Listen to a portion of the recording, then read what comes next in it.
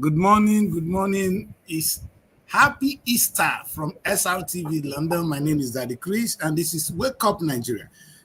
All right. Today is Easter. What does it mean? It's the day Christ rose from the dead. If you don't believe in Jesus Christ, but you agree that what they said about him is correct, that by that name every knee shall bow. And you see, it's not magic. The question is, which name is as popular as that of Jesus? I don't know.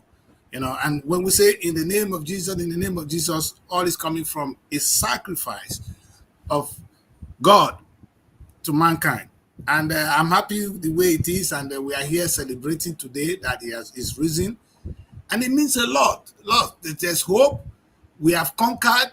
We have a future in Christ Jesus. And it's not about the future of another day. It's a future now. So let's apply it to our life now. We have opportunity to grow with Jesus. It's risen, so let's rise with him. Let us get up. Let us do the right thing.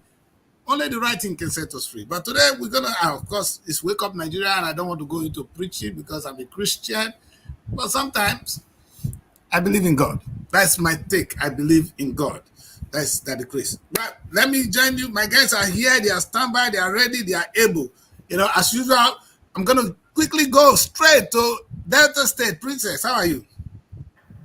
I'm fine. Good morning, sir. Morning. So how is Delta? Calm today, peaceful. Yes, good. Your network, your network takes time to feed in. So we will adjust with your network. It takes some few seconds, and then maybe sometimes it's roaming. I don't understand how it is in the valley. But it's nice to have you. Happy Easter to you. Same here, sir. So how was the celebration over there in Delta State in general? I know Delta is a Christian state. You guys must have celebrated fat. I know during Easter is when you eat all the nice rice, all the chicken must have suffered. But in your case, Princess, I saw It one big was. cone of ice cream. Is it the ice cream that you used to? Because it's what I saw on your wall. I saw this massive cone of ice cream. What did you do with that? Only you?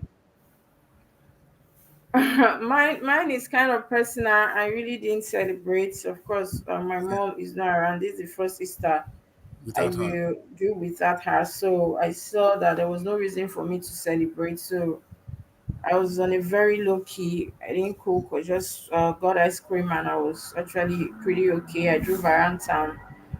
A few people I spoke with, it was on a low key here in this very town. A lot of people were complaining of the economy, no money, like very on a like very low. A lot of people did not cook. I can testify to that. A lot of people did not, the usual celebration and all that. People did not actually do that because they felt after eating all our money for one celebration, what happened? I met a man yesterday that used to, give out these local chickens. He will rear them for some time, and that time he start sharing, giving to people as gifts. Actually Okay. met him yesterday standing on the road. I was driving from the supermarket, so I stopped by. Like I said, sir, you look confused. Like, what's going on? You've been standing here. I've been, trying to get your attention. Like, he's just wondering. He couldn't give to people this time around, and the thing is just eating him up and all that. So a lot of people I spoke to yesterday, some people did actually cook to celebrate, but I think it was on a low key here, no serious activities. And for me, I didn't celebrate at all. I can understand that. Well, when uh, we all understand what it means to lose a mom, and we share your pains. But now that the resurrection of Jesus Christ will bring some little bit of hope, and I'm sure mom wants you to be all right as well. We're sorry to hear that, and we'll share with you. All right, let's see what's going on in Abuja. Beautiful ladies, hi. Morning, sir. This is my style, eh? So, okay, Abuja must be divided. The Christians are doing their Easter, and the Muslims are still in the season of what do you call Fast. that? They are fasting, Ramadan. Eh? But you can break fast with them at every 6 p.m., right? So Yes.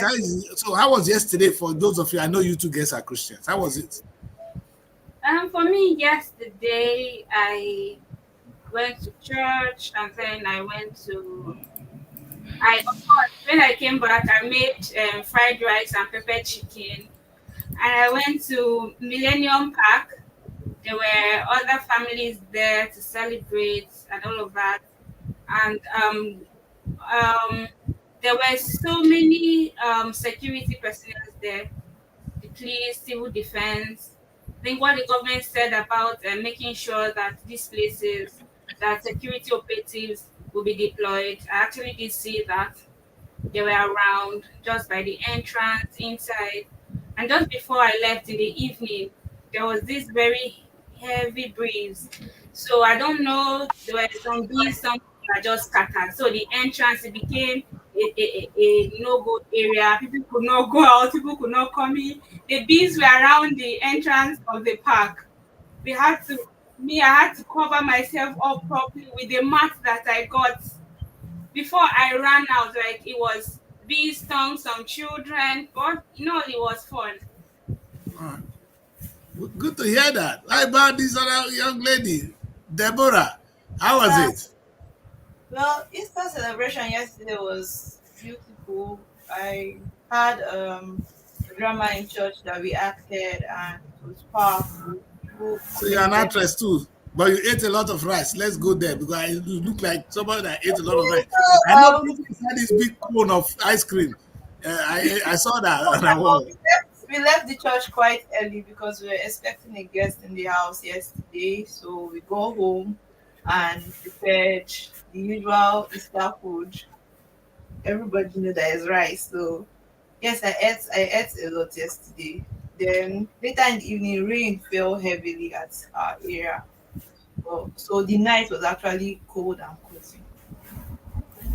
That was all that happened yesterday. Then yesterday, this woman that is doing cookathon in Abuja, they celebrated her yesterday, and she has finally entered the Guinness Book of Records with 518 hours cook. Breaking. What was she doing? Cooking. Yes, She just break this woman. We had one, and now they're breaking it again. yes, Come sir. on. So Nigeria will beat and beat and beat. I like that. Okay, let's keep doing it. Let's go. Let's climb higher. Congratulations to her. But Princess, now that we're here, it's Easter, and it's good before we go into the show proper. Easter means a lot for Christians. Can you tell us why do we people break eggs during Easter? I know it's European culture. We always here we break a lot of eggs. But what is it? Why do they eat eggs? I don't know why they break the eggs and stuff like that.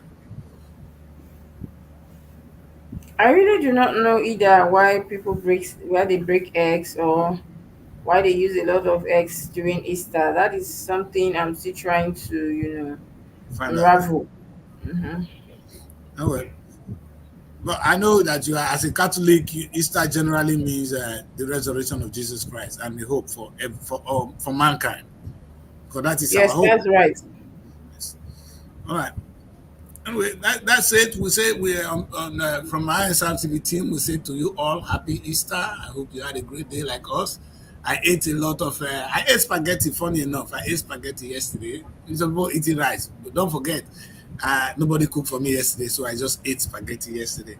Spaghetti was not bad, but it was cooked. It was cooked with oil. Have you eaten oil spaghetti? That's a topic for another day. There's God though. All of you are eating foul. Everything that they eat spaghetti with oil. Okay, Nero. Anyway, as usual, let's go with the show. It's Good Morning Nigeria. It's wake up, and we want to spend time really to look. It's a new week, and it's April 1st. That's something all of you forgot. Did somebody do April Fool to you, or anybody here? Just go and do it to someone. And be careful though. I did it. I tried it this morning. It failed on my girls in Abuja. I didn't get a chance to do it with Princess. So, what is the most interesting April Fool you heard today? Princess, did you get anyone? I've not really picked any calls today, even though I have a lot of calls coming in. Yes. I know it's April Fool, so I'm just trying to avoid a lot of calls and a lot of messages. I've not Yes. even gone through. I've seen one now on my phone, and I know very well that is part of the day. April. So I didn't respond to the person because I don't want to believe such a thing actually happened. And because I know today is April Fool, it's not every message I will just respond to as if something happened. I'm Yes. just being careful. So you got the gist. Anyway, I Yes. tried these two women today. I woke up, called Mary, and I told her all the gave her the accusations in the world. And he said, "But you should explain to me what is going on." He said, "He said." Then I told her because you are April Fool, and she laughed. You understand? And then she put the stunt on Blessy. Blessy, what happened? Do you and Mary? No, I was going to work this morning. I was almost at the office. You know, there's this woman that sells food around here that Mary loves to buy food from her. So I called the woman her covenanted customer. So I was almost at her place, and then I received Mary's call. She was like, "Bless me, please, where are you?" I said, "I'm just in front of the office." She said, "Please, can you turn back and come to FCDA junction? I'm there. There's something I want. Something happened." Like she was sounding like someone who was in distress. I She's was an so worried. actress now. And I told her that, see, I'm on hill, so but with the way you are sounding, let me just come. Please hold on. Just hold on for me. I turned back. Only for me to walk for a while, and then she said, "Ah, listen, today is April Fool now." I was Uh, like, "God, Mary." And I told you that I'm wearing heels, and you allowed me to walk back. that's a good one. That's a good one. Anyway, it's a fun day. It's a very important day. It's good to just have some fun. People tease one another. It's good to laugh. And I mean, from tense to laughter, I think that is the beautiful thing of it. I like April Fool. It's just like Jesus died, and at the end we laugh, you know. So that they always come with something very tense, and at the end you're losing up with April Fool. All right. As usual, let's get on with the newspaper we have today. Let's take a look at what Nigerian papers are saying. I Okay. wanted Princess to really throw weight on what happened. The president was saying that we should be patriotic, we should love Nigeria. It's a beautiful land, and I think I agree with him. But I think we should go straight to the papers, take a look at what they have, and whatever the president say, if it's there, if it's not there, we'll bring that discussion as we move along. Okay, so before I just start with the punch, I want to just say something I know about the breaking of the eggs. So Okay. the eggs are usually painted red. Then they say the hard shell is an Eastern Catholic practice. Yes, they paint the eggs red, and they say the shell represents the tomb. So they Okay. break the eggs and they say Christ has risen, he overcame death, and now he has risen from the tomb. Yes. Really? So the Yes. egg represent the tomb, like yeah. So Yes. it's broken. So just smash it and say it's broken. Yes. That is symbolic. It's good. Good metaphor. Good metaphor. I like that. All right. So we start with the punch. The big story on the punch says Easter. Governors, senators beg Nigerians, say hardship over soon. And that story is on page 2, 7, and 27. By the top right, we have Dangote, 106 others get tax holiday over 2.5 trillion naira investment. That story is on page 21. Hmm. We also have Nigeria closes $1,309 as bank. I think that is 9 naira per dollar as banks sell 2.5 billion dollars. Sorry, that story is on page 22. We also have banks eye euro bonds, foreign investors for 4 trillion naira fresh capital. That can be found also on page 21. On the big story, we also have Tinubu will steer Nigeria to greatness, says Zoom. Other governors preach love, condemn crimes, set deadline war against terror. Kuka tells president, Pope seeks peace in Africa. And by the bottom left, we have TCN raises the alarm over planned attacks on power facilities.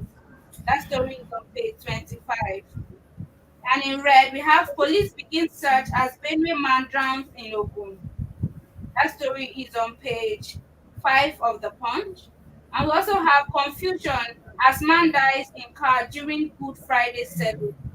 That story is on pages 4 and 5 of the Punch. We have a picture here of a church. It said orchestra of the Apostolic Faith Church during the 2024 concert in Lagos on Sunday. So that's the photo on the front cover of the Punch newspaper this morning. Yeah. Okay, there's a story here that I just saw now. Delta bloodbath. And it says fleeing Okwama villagers lament hunger and snake bites. That story is on page 27. So these are all the stories we have on the punch this morning. Disturbing. In fact, I just want to start with that because the snake bite. Because if you're in the forest, in the bush for all this while, no food, no water, these people are probably dead. And I'm happy that the governor of Delta State, his image is here. This is really, really disturbing. Princess, how is this situation? I mean, I can't help but take you back. I'm sorry. What is going on there? Okay, like we've been complaining proud to now that a lot of people are are trapped in the bushes in the forest here, and the annoying thing in this is that they are not being allowed into other neighboring communities, and of course they can't go back to theirs as well. We know that is a place that is also surrounded by water, and so you don't have any choice than to stay where you're safe or feel like you're safe for a while. And there's been a lot of outcry here in Delta State that these people that are trapped in the forest should the military should allow them to come, or at least allow people to give aid to them. We know how it is to stay in the bush for a long time without any shelter, no houses or anything, just sitting there, no bed, nothing as well. So we all know how terrifying that could actually be. And we know that snakes are everywhere, especially especially this dry season. We know that they are everywhere. And of course, I was driving just yesterday at a very lonely part because I just wanted to drive away from house, and I was somewhere in a very quiet place. I saw a very big snake, trying to cross the road front of my car. It was very big, and like I was just screaming. And so this shows how dangerous it is to just stay in a bush, and of course to not to get help. And so when somebody have a snake bite, we know that that is an emergency on its own. Even here in the city, is an emergency. If they are not responded so quickly, they might just die. And then that is what these people are faced with as of today. Snake bite, no food, no shelter, no water, of course, no medications. We know that a lot of these old people, they live on medication as well. Mm-hmm. And then it has been it has been one hell of experience for them. The few people who've been able to speak to, like I said, I have one woman here in my street that is a principal in the community school there, and she told me that a lot of people that have called, the few youths that have been able to escape, that she was able to get across to, that people are not even able to call from there because no network and their phones are dead, no batteries. A lot of people also misplaced their phones, and so it's one serious experience they're having there. And so I was just starting with Blessed. They said they are mobilizing, and I said, but how can you people assess the fact that the military presence is still around? What can be done? Is it that me, I was trying to suggest to him that maybe the Robo community, then the UPU should meet with the president, the governor of the state, so that he will understand the urgency of this. These people needs to be brought out, maybe to IDP camp somewhere, if the place is not fit for them to stay right now. Their community, talking about the houses that have been brought down, raised by fire and all that. So it's really heartbreaking, sir, to see this. And of course, yesterday people were celebrating Easter. Some are in the bushes, being killed by snake and hunger, lack of basic amenities as well. So it's terrifying, and that's why yesterday, not just my mom, I saw no reason to even celebrate that yesterday. I agree with you. And what is the situation? In fact, what is the governor? What is coming from the office of the governor of Delta State on this difficult issue? What is Yes, going on? the governor did say that there is peace now. The tension has died down. People can now return to their homes.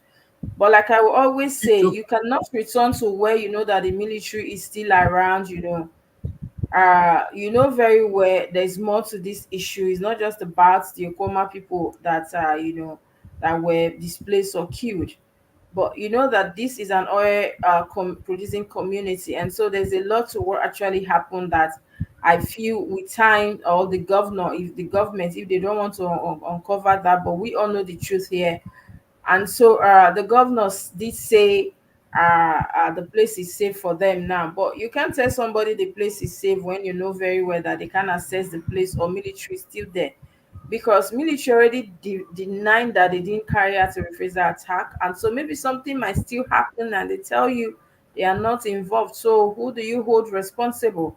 And so these are the issues, sir. But I was talking to Blessed yesterday. I'm still going to get you more updates on that, because he did say they are doing a fundraising for these people. And my question was, how are you going to assess these people? How do you get to them? Is it fundraising, or we should maybe meet the governor to have maybe a place for them outside that community for now, an IDP camp? So while the negotiations are ongoing, of course, they have to rebuild their houses and all that. So it's going to take quite a long process.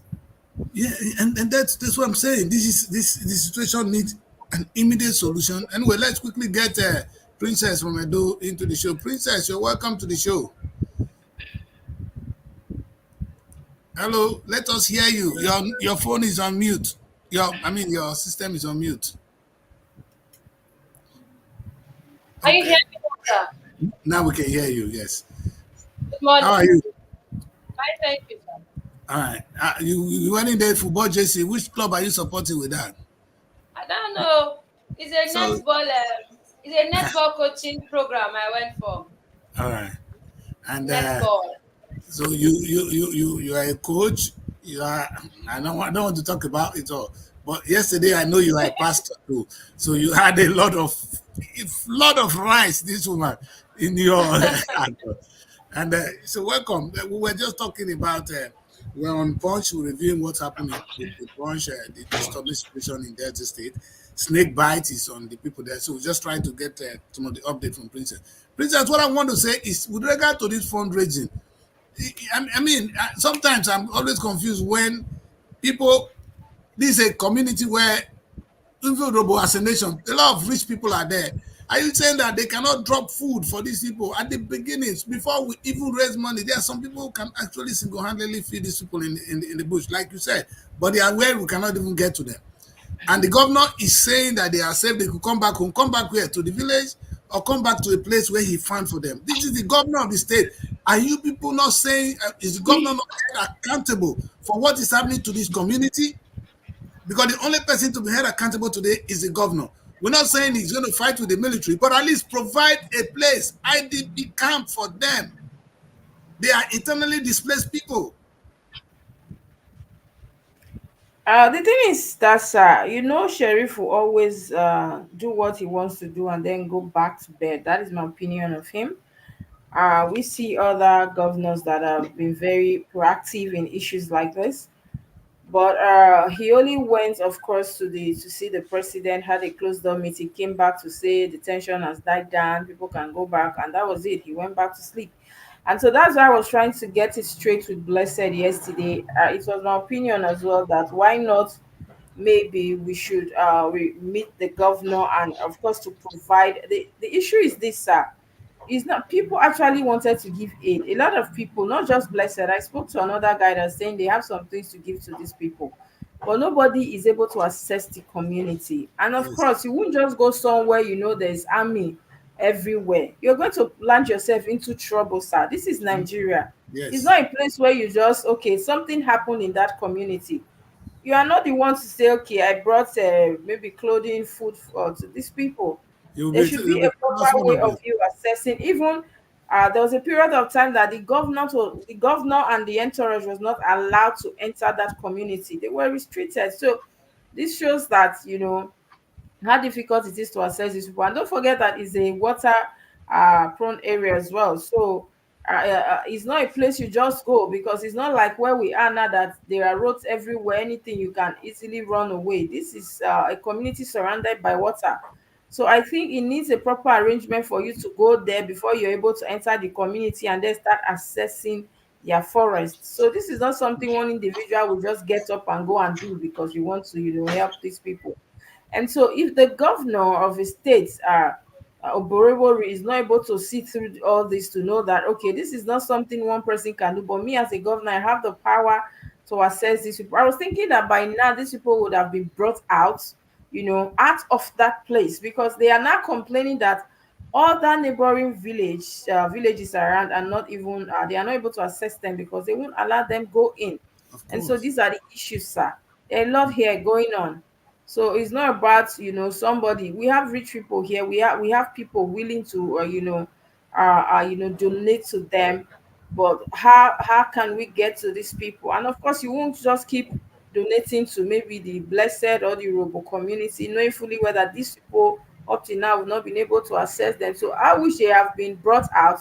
It will be easy for every individual, every person to do what they have to do. But now they are still in the forest, like the news we just saw now, complaining of snake bites, killing, dying, and all that hunger. So it's a serious issue, sir. All right. Well, we'll come back to that at some point. It's very unfortunate, but let's get on with the other top news of the day. The Easter governor senator begs Nigerians say hardship over soon. Are they talking like pastors? Because I know the pastors will preach to us. We saw one pastor that say today dollar will crash. That guy prayer has worked. Oh, the dollar has crashed. You remember that pastor, that bishop? He said if he's a man of God, dollar crash. Is that the same thing the government is saying? Government is saying that the dollar will crash, or there is a strategy in place for dollar to crash. I'm going to leave that with Edo because it's governor. Because I know you are a reverend, you are a woman of God. Is it the same prayer? Is it? I'm just asking. Is it the same kind of message we heard from the people in the pulpit? Is that what we're hearing from our government? Or government is saying there's a practical measures in place to bring our economy back to life. I think it's just the normal cliche. Whenever there's a ceremony, everybody just comes out and talk. So I saw lots of headlines. I got lots of messages. I didn't bother to share for publications because I believe government should be making things happen, not felicitating and telling us things because in the spirit of religion. I don't bother. I don't waste my energy sharing those kind of news. You know, if you are telling me this is what we have done, this is what we are doing, so that the economy will be better on Easter, I will share. But don't come and tell me I went to church today, so I'm felicitating with my people, and I'm telling you things are going to be better. Leave that for us, the pastors, to Abi? do. You do your own and make it. So that's why I didn't share any Easter news updates, because all I saw was politicians going to churches, politicians releasing felicitation and saying it is going to be better. Before Easter, what have you done to make it better? So why do you want to catch in on the trend pole and say on this Easter period I said that's not your work? Leave it for us to preach. You get it done. I thank That's you. That's what I'm saying. Our politicians have become preachers now. They're not telling us God will come and do things. You understand? This is God has given you power to do it. This is the thing we're saying. But when we say God will do it, how can God do it? God made you a governor, so you will do it for him. You know, I don't understand. President Tinubu is being put there to do the work which God cannot physically come down to do it. Tinubu do the work of God. You see, I think you pastors should learn to talk to the government, because the job of the government is to represent God on earth. But sir, we saw on the news as well on Saturday that the president did say, not like a statement, it was a broadcast that says he was accusing the religious people of, not always talking down on Nigeria, bringing Nigeria back on a bad note to the outside world, and of course to their members. So he was actually urging religious leaders to always talk good of Nigeria. So and we saw the likes of Umar is saying that God actually revealed to him. He said, "God told me." That was the word he used, that Tinubu's administration will last for 8 years, and that everything also will be okay and all that. So What is when that? our Is that the former politicians, governor of Ebonyi State? yes, he said that God revealed to him that he saw God, and God said Maybe he was in a Tinubu's trance. You know, people have a administration, trance. People fall into a yes, trance. it's You know not, what is a trance? that the administration will last for 8 years, and that everything also will be okay. So when our politicians begin to act as pastors, or to not take the place, we already have too many pastors in Thank Nigeria. So you. I don't I don't know. think our We have enough politicians should pastors. we have more than enough already. And so I don't think we need our politicians playing pastors instead of, like Princess said, what you're supposed to do. They should get to work. Don't come and tell us God said, I believe, I said this. And that is like what she said, it's the truth. When we have during the Salah celebration, Easter or Christmas, it's always a thing for them, it's a trend where they just come out, give their heartfelt, whatever it is, messages, saying a lot of things. We have the likes of Kuka already doing that. Kuka actually said quite a lot. So there's a newspaper I even want us to take because of Kuka. Kuka, he's fearless. And so we should leave all this for Kuka and the other pastors, that can come out and speak on behalf of the people, not politicians. You actually had a mandate before coming in. Stick with it and don't come and tell us what God said and what God did not actually say to you. Actually, Pope is saying he's seeking peace in Africa. Thank you, Pope. But do more for us too, you know. In those days, it was the like of the Pope that approved the slavery. They were part of it. They were part of the colonization. It is time for the religion of Catholic to do their own. You see, this is a time to be frank.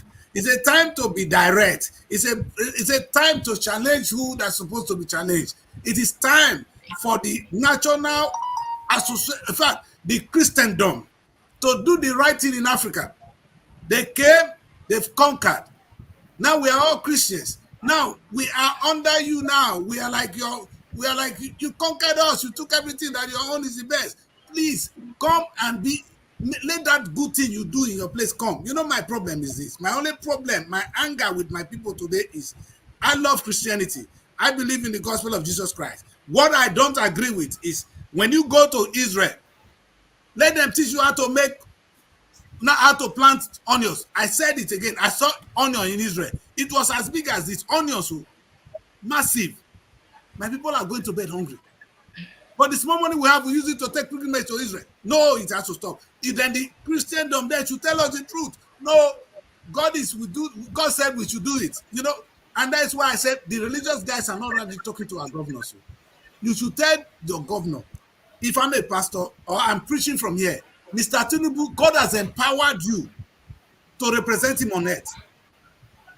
God cannot come down to do the job anymore. He says that's why he appointed you to do his job. We want to see you doing it. Don't say we should pray to God when God has given us a solution by through you. So anyway, we'll come to that as we My move along. Hey, go on, daughter.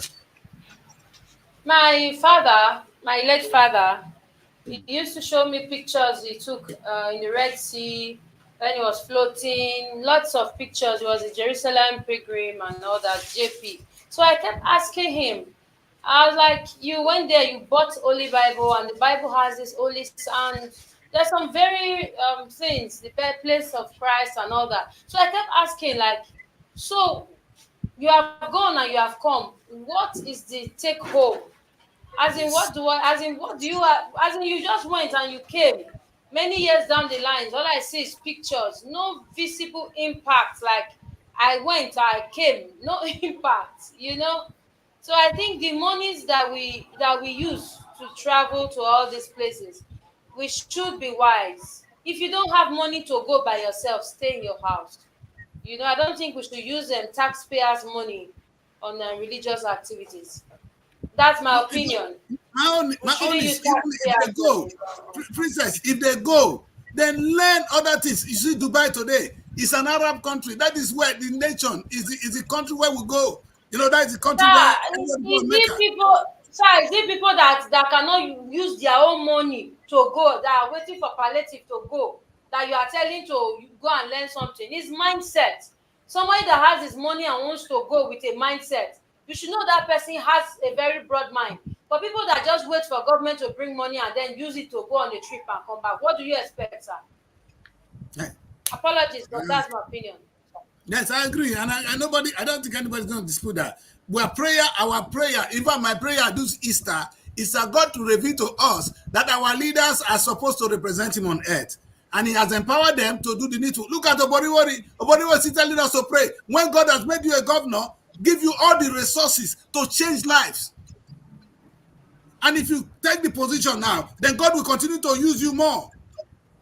But these guys, they don't get it. And sometimes when they tell me to go and pray, I don't want to go to church with you. They discourage me from going to church. And we'll do that another day. Today is Easter, and I think we should keep it so. But let's see. Our tax haven. As if Dangote never get money rich. Dangote and his co-men, they never get money rich. They still get tax haven. You understand? They give them tax haven for investing in Nigeria. Well, thank Dangote for investing. I like the guy. You understand? I like the guy. I'm saying to him, okay, you know one funny thing I said to Dangote, and my message to the big boys in Africa: if you make money, don't just come to Europe and buy houses and begin to enjoy here with the money. Come and invest. Maybe, if you have a shop, or even if you buy a football club in England, the income you will get will come back home. Do you understand? So because you cannot buy a football club in Nigeria, not that we don't have the people to watch football, not that we don't have money to create it. And sometimes we wait for God to come and do this for us. The people who are rich enough, the governors, they can make things happen and our life will change. But they're telling us to pray to God. I'm saying to Dangote, you've seen Dangote have done, he has invested. Let's give him credit for that. The only reason I don't talk about Dangote back, he's one of those that invest in Nigeria. The rest, you don't see their investment. They only take it to take women abroad. More than not invest my daughters. That's all they do. Sir, without due respect, sir, if you get close to a lot of these politicians, they just do what they feel they should do. Like I said the other day, you cannot take a woman to the altar that has nothing in her head and expect her to now become a reasonable wife after you cross the altar. Many of these people, before they get to the position of authority, they have nothing real where it comes to human capital development, where it comes to making other people happy, where it comes to impacting positively. Is it when they now enter power? Professor Lumumba called them village fools. Some of them be village fools. Some of them are actually village fools. It is the ones that actually have a heart to do something, have the sense to do something, that do. It is the ones that know these things, that surround themselves with people that can make it work. So it's like you are trying to bring water out of a very dry rock. Or you expect them to do this, expect them to do that. Before they got into power, there was nothing to offer. So is it because they're power? Princess, can they learn during the job? No, let's look at our country today. All right, and I want to leave this discussion with these two princes. These two princes I have on the platform, I leave this with you. Look at our country today. This is the same country where we have a governor from Abia State. Do you know the innovation? Coming up with sensible policies to save the economy and bring the people out of darkness. The same country we have people like Oboriwori, who look at his people being killed. He's sleeping. Sir, go and check the Abia governor. It did not start today. Most of these things, they are like the China bamboo. When you see them springing up, they didn't start today. They already have roots deep down. So when they have the opportunity, the platform, they just showcase it.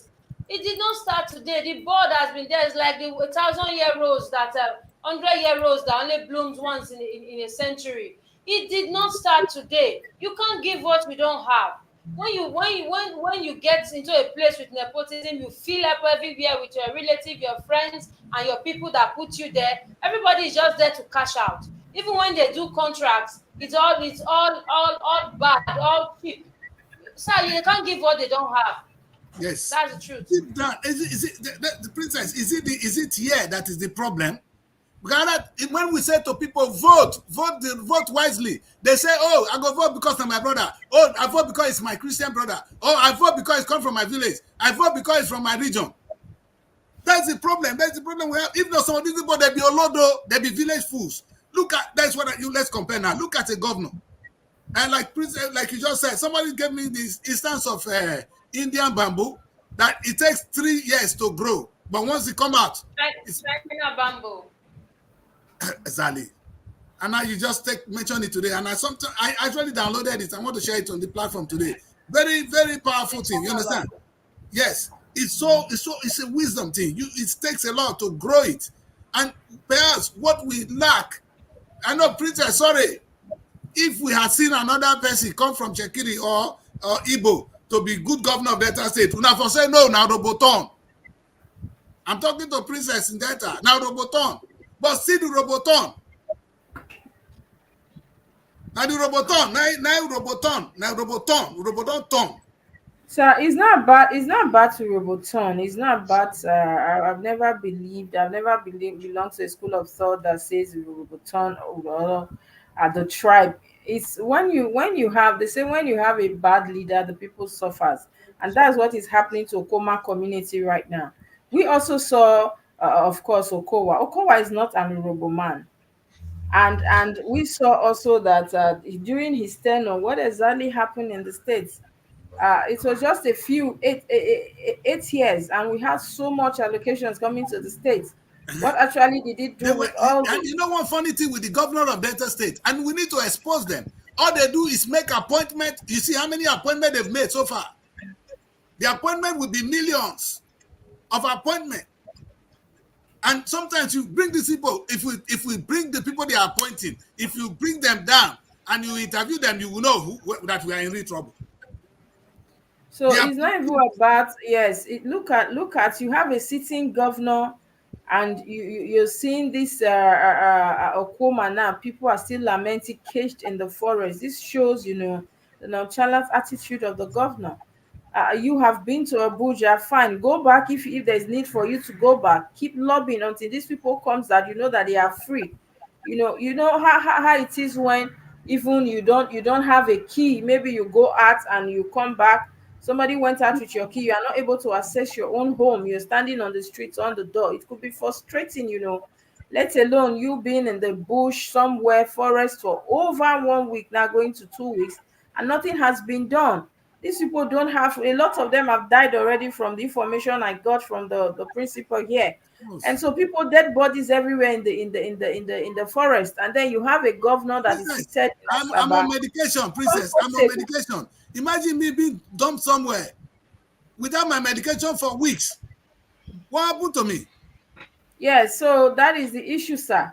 And so it's not about Roboton or the Shekiriton and all that. Once you have a bad leader, the people will definitely suffer. And this is what we're seeing today.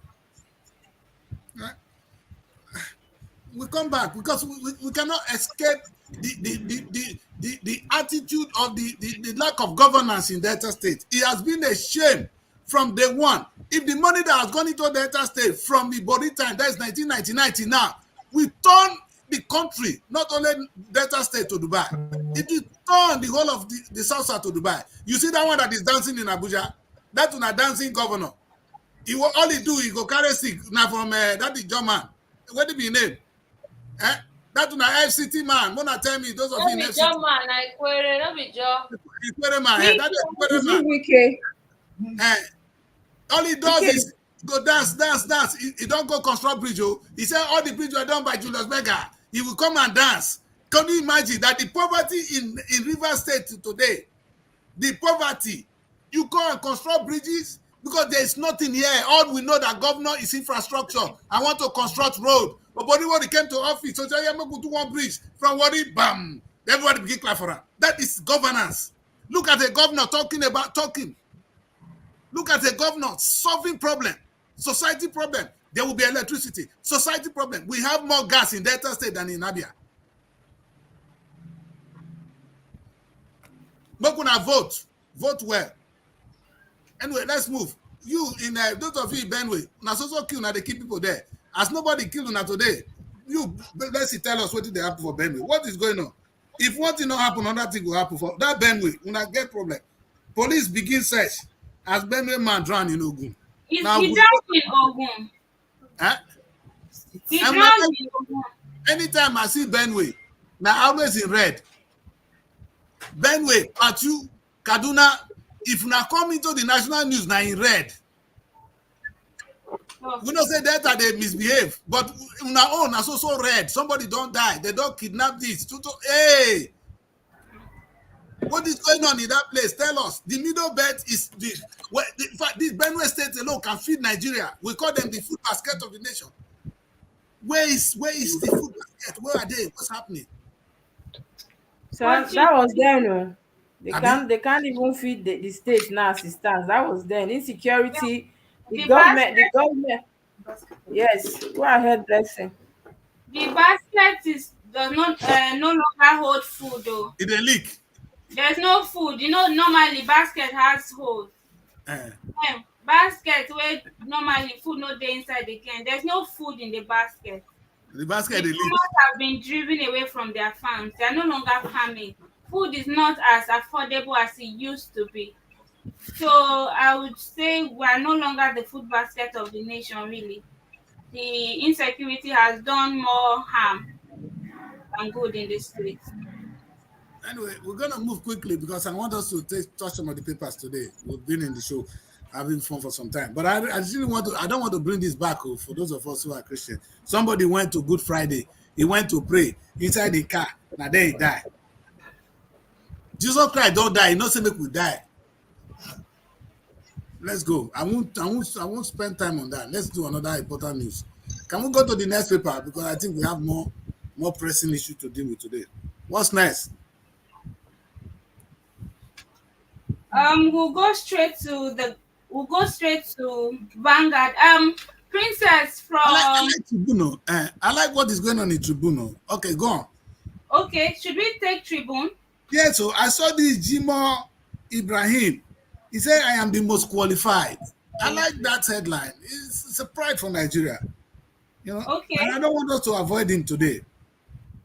Okay, so on the Nigeria Tribune, the big headline there, Ondo 2024 governorship, Jimo Ibrahim, I'm the most qualified, 9 university degrees, 2 national FGN honors, OFR and CFR, served as temporary president of the 148th General Assembly meeting of the International Paramilitary Union (IPU), Geneva 2024.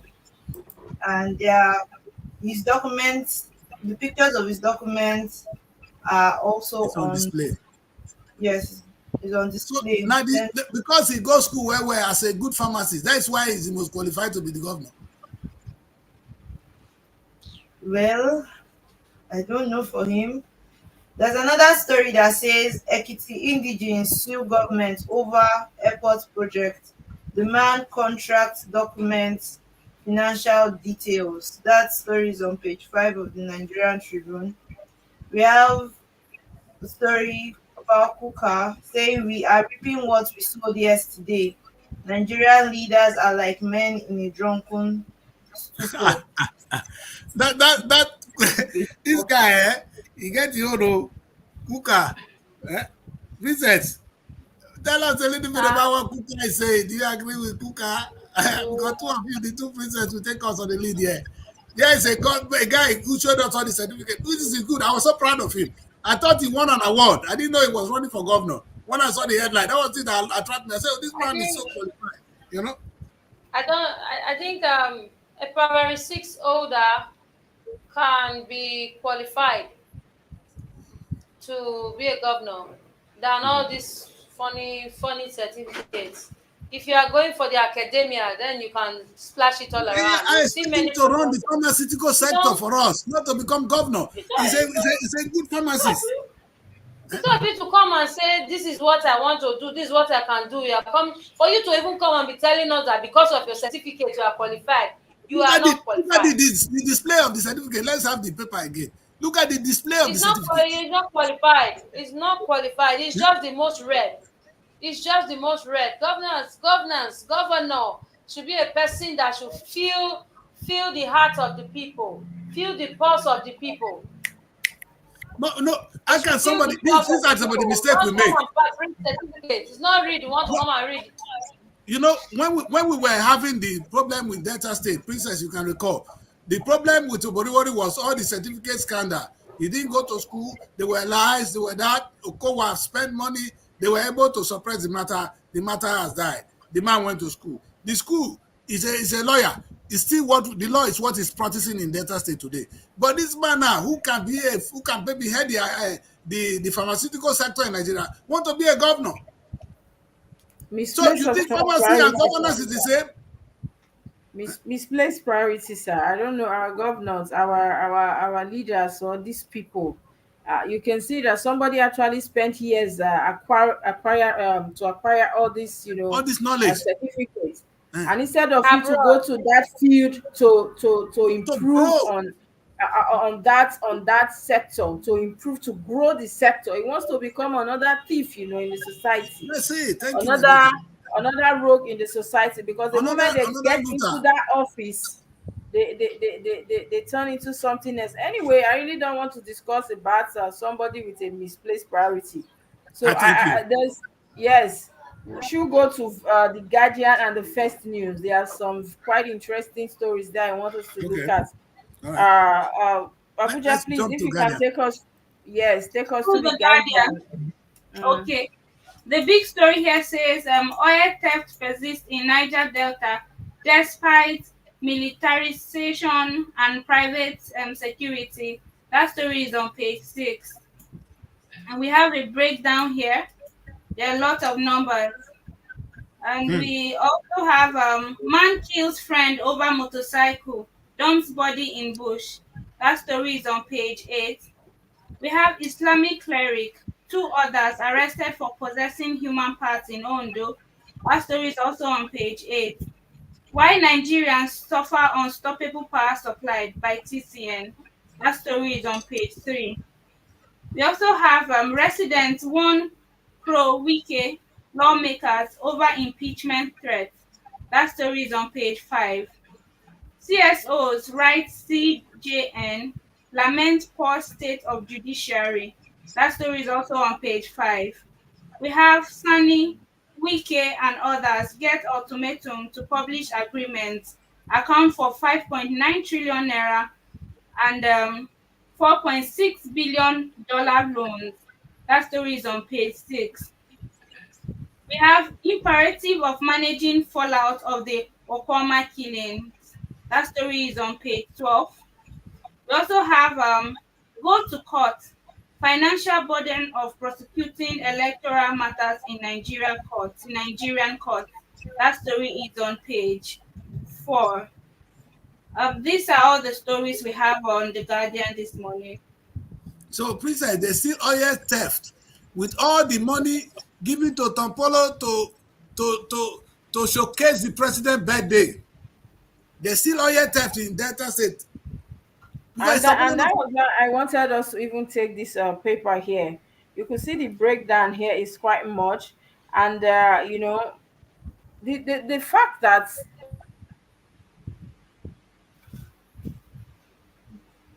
Hmm. Hmm. And in fact, is daily times something have that, a very distressing image. Go on. yes. So we all know, like I said at the beginning of the show, that the people here know what the problem Okay. having is the this oil problem that we've been having. The federal government actually gave oil, to all this whole thing contract to Tompolo, because that saying that when you know that the monkey is the one coming to the pot to pick meat, what you do is that you give the pot of the soup to the monkey to keep for you. By That's a so wise man. doing, yes, by so doing, you will secure your pot of soup. And but we've seen so far, like I said the other day, anytime I go there, I'm going to make sure I take footage of that place for everybody to see that once you are not, if you don't sort these people, we have people doing the bunkering business. Once you don't pay them very well, Some Polo boys will just come, they take you there and they will give you lighter to light that, whether it's tanker, whether it's a full bus load, they will burn that vehicle to ashes and everything inside. And so it's quite you can see that there are militaries everywhere around, civil defense across everywhere, but we're still having this, oil theft. And so I think the state government, the federal government have a lot to do. Princess, This let me is just in share this Oklahoma. image with you. Princess, look at this image here. Yes, As you talk on this, look at this image. This is the same Delta State, eh, where they spent yes, just supposed to get it in context. 2 days ago, on the 72nd birthday, the 72nd birthday of the Nigerian president, a lot of news were, in fact, all the newspapers carried it, how a single man was congratulating the president on his birthday. The man is the man in charge of the security of the area. And now, this is the same state. And this is the cause of the Kwama killing. They can be traced to this. And all this rubbish we're going through. I don't want to, I'm not saying, I'm not making a categorical statement, but this is my thought. And if that is the case, what kind of country are we living? And I find that I don't know where this one is going to lead us. The same place where we say there is hope in Nigeria now, things are getting better. Oh, we have oil, let's give it to somebody to protect in the same Delta State. That is the same state where there is Bokri. It's the same man congratulating president. There is killing in Okoma community. None are right and down for tomorrow. God day. Anyway, let's go back to where we were. yes. It will continue, sir, until the government and of course the state government, security agencies, they do the right thing, especially the security agencies. These people were actually brought here to even safeguard the people and of course these facilities. But if you see what these military people are doing here, they are the one that people come and bribe. If you don't bribe them, you won't be able to pass with your bunkering and whatever you've done. And so we already know the truth. Even a child here in Delta in Bayelsa knows the truth. The government ought to know these things. And because So, most time when you Princess, without fear of favor, are you saying that the military do take part in this? They are aware of this, and that maybe there's some of the things that is causing. do you know, sir, as regarding this Okoma killing, right? A lot of people already here are saying in that community that the military should be truthful. It's just that these people are no longer alive to tell the story. That what was the reason for going there? It's not even the peace talk they claim that they actually went there for. So a lot has been going on. A lot has been going on. We know that the people here, all the we have the amnesty group, all of them are saying that they should tell the people the truth, that the military, they know the truth. Why did they go there in the first place? It has been from one bunkering issue, one oil theft to another. And so it's also an issue of somebody with a higher power. We always have the control of these people, trying to suppress the other people. There's been a lot of stories, not everything I'm supposed to say here, but there's been a lot of allegations against the military. And of course, this, okay, for instance, I traveled through this Port Harcourt road a lot, and you can see, right, the level of, like I said the other day, the when you see the Nigerian civil, the distance is not usually far from each other. And then you still see these people, right? You still see where close to my place here, where they are burning down tankers, buses of those dealing with bunkery and all that. So how did they get there in the first place? That is the question. Because before you get to this place, you will see from Bayelsa to this point, you will see like not less than 50 checkpoints of especially civil defense. And what is their job? Their job is supposed to safeguard the oil, to check whether these are bunkery or whatever. And at the end of the day, they are able to pass through all these places and get here. When some polo boys will ask you, okay, remit or submit. If you are not able to do that, the whole tanker, the whole bus, the whole load is what set ablaze. So this is what I've seen. Not like I was told. I have seen it, sir, on that express. So that is why I'm saying that I will go there and I will do a proper, video for you to No, see but as please be well. careful. Be careful. And so Be careful when you go there, I please. will. No, yes, I will be careful. And so these are some of the issues that the people are going through here. we have the military presence, we have and the navy, we have a lot of them, civil defense, and we'll still see oil theft. It's going to go a long way, sir. We already know that there are cabals here. Oil theft is not for children, sir. It's not for somebody that has not been able to feed one small boy here in the States. We have cabals, we have the clique here, and nobody dares except these people are involved. So this is not something that has to do with one group of boys or some people here. We already have the heads here that take care of these things. We already have the cabals, we already have the league. My So these question: people, do we have a governor in that place? I know the president is fine. Is the governor alive? Does he breathe? Is he there? When we have our guests with us, Olukoyede, Fabumi. Sorry, Princess, for cutting in because I want to bring Barrister in quickly. But before we do that, Barrister, we are aware of you. We just want to go on a sharp break. When we come back, we will be bringing the Barrister on the show and we'll be talking at length more on how we can save Nigeria. Nigeria needs to be saved. Jesus Christ has risen from the dead. We need to raise Nigeria from the dead. And it's going to take our work now because Jesus Christ has taught us how to do it. It is our job to raise Nigeria from there. And that's what we're going to do. And that's part of what we're trying to do. Sometimes we challenge the status quo so that they will sit up. Thank you very much. Stay with us. We'll be right back. Ooh la la! The second edition of the Nigerian Week London 2024 is here. It's another blend of arts and culture, entertainment, business, and networking activities. A week-long extravaganza showcasing the best of Nigerian music, dance, craft, fashion, and businesses. Taking place at the prestigious Lighthouse Theatre, 262-274 Camberwell Road, London, SE5. OAY. Date 22nd to 28 July 2024. Tickets are available at eventbrite.com.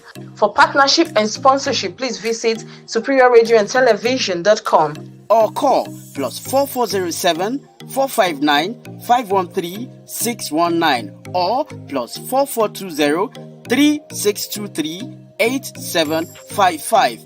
Email info@superiorradioandtelevision.com or visit our website www.superiorradioandtelevision.com/Nigerian Week 2024. Come and experience a nation's culture that resides in the heart and in the soul of its people. Welcome back, people. Yes, this is Wake Up Nigeria. Before we went on the break, I told you we have a guest on the show today. He's a barrister. Let's quickly bring him on board. No time to waste. Welcome, Barrister Olukoyede Fabumi. I know you guys are always educated people. The Yorubas, I know that the most educated in the country. And welcome to the show, sir. Una shit us for that one. Thank you very much. Good morning. When all of us they eat banga, una they go school. So today we have the Nigerian Stock Exchange, and yet you still say when we break up. Now, wow, welcome to the show. Just on a lighter note. Happy Easter. Happy Easter, sir. I wish you the same. Thank you. Yes, good to have you in our midst. We're just taking a look at some of the Nigerian dailies, one or two challenges we're facing in the country. But what do you have? What is going on, sir? The Easter is here. Nigeria is on the path of greatness from what they're saying. What's your take on that? Well, my take is that Nigeria is recovering. Some of it is structural. So that means it's not visible to the naked eyes. But we've gone through a lot, since independence, things have gotten worse by the day, by the months, by the years. And it appears that in the last, since the advent of democracy, we started on the right note, then we missed our way, and now it looks like we're, trying to find our way back. It's still early days, but the signs are that the signs look promising, I would say. But again, they still early days, and we'll see how it goes. But yes, we're on our way to recovery, especially on the economic side of things. That was where I'm coming from. If we are recovering, we should be seeing the Nigerian economy recovering.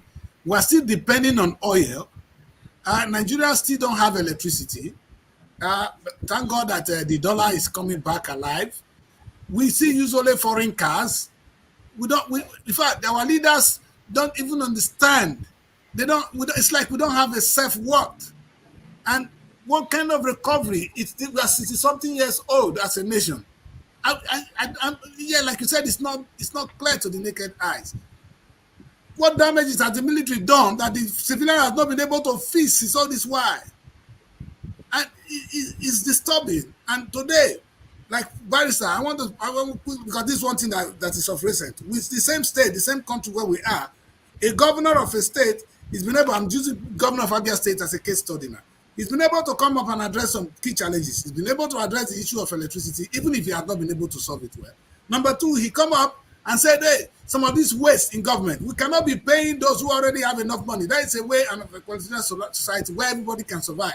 We cannot be using the money to pay the ex-governor. We better use the money to pay those who have suffered and work who cannot feed after service. And yet the country is on the path of greatness. That is not being emulated. We are on the path of greatness. What are we really emulating? They are all we see every day is new appointments. Some of them are village fools. I don't know where this greatness or the path of greatness we are, barrister. Please.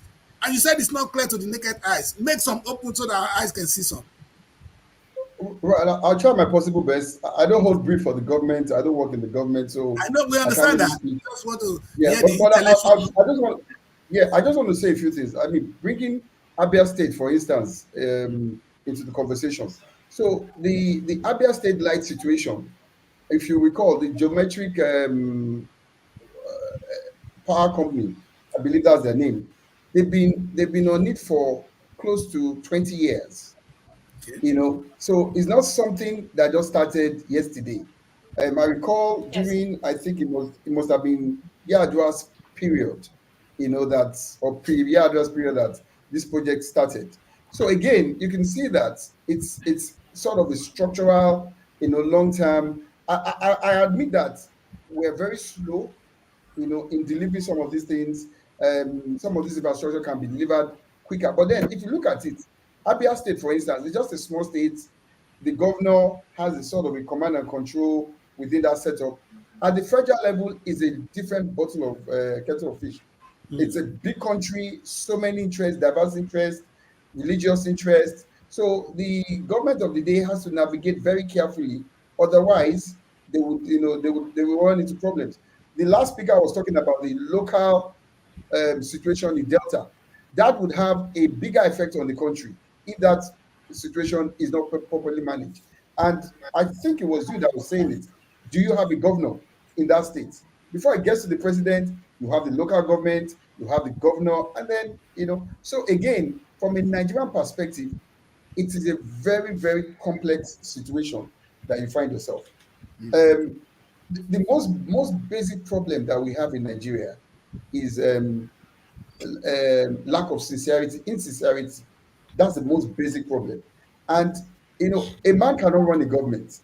You need to have people in places. And when you have people in places that their interest does not entirely align with your interest, then you have a problem. So there are lots of issues that come into play in getting to the solution. But again, at the end of the day, the buck stops somewhere, and it stops on the desk of Mr. President, and we'll hold him accountable and responsible for whatever it is that is going on. But back to the question that you asked, what are the things that we're seeing that is giving us this sort of glimmer of hope, Yes. in the Easter hope. system?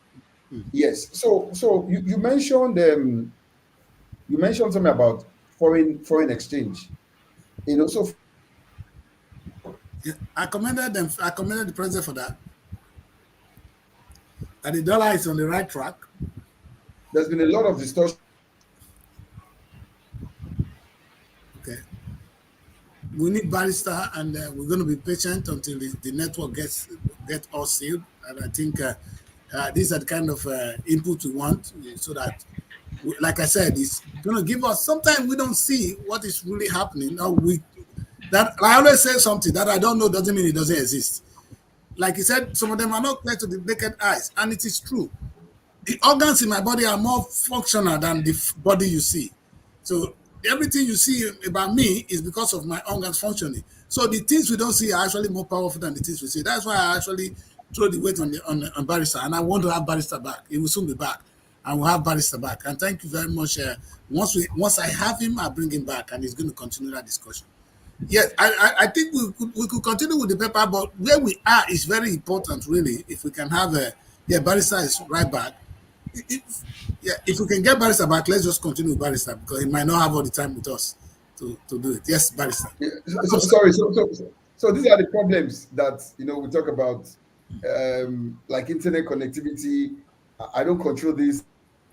I will understand It's that. gone off. We're talking live, and then but back to the point. So you find that, for instance, in the foreign exchange space. Can you hear me now? Yeah, we're with you. We're with you. Hello. Okay. Okay. Yes, we can hear you, Yes, So I barrister. I was can saying hear that, you. for instance, yeah, for instance, the foreign exchange space, the most basic problem, as I see it, is insincerity. The issues are very clear. You mentioned dollarization of the economy. Inadvertently, over the years, we have, sort of orientated ourselves that our economy is a dollar economy and not a naira economy. And for every parameter of, I mean, you go to the market, there's inflation. What is it attributed to? Dollar. You want to buy anything, they bring in a dollar. And the reason why this is very basic. Just look at it. You sit in your room, you want to go to Ghana, for instance, or you want to go to Morocco, you want to book a hotel. You cannot use the Nigerian banking system There. to transact that business. If you don't have a dollar card, you cannot transact anywhere outside Nigeria. And again, this is because some people are just benefiting and profiting for creating the system. Everywhere in the world, or most places in the world, you sit in your room, your currency is your currency. Now, when you talk of dollar and reserve currencies and all those sort of things, it is at the back end. It is at the government, at the banking level that they know what exchange rates and all those things are. At your level as a consumer, as a customer, you don't care. You don't even want to know. You sit in your room, you can buy your tickets, you can pay for your hotel, you can buy goods anywhere in the world. So when we talk about liberalization of floating the naira and the rest of it, there's still some level of insincerity that goes with that because naira is not being floated. When you cut off a whole system from the banking, international banking system, then you're going to have the sort of problem you're having now. So if you want to spend dollar, or if you want, sorry, not even dollar, if you want to transact business, you would have to go through the dollar route. That is going to the black market to buy your dollar, putting it back in the banking system, and then transacting.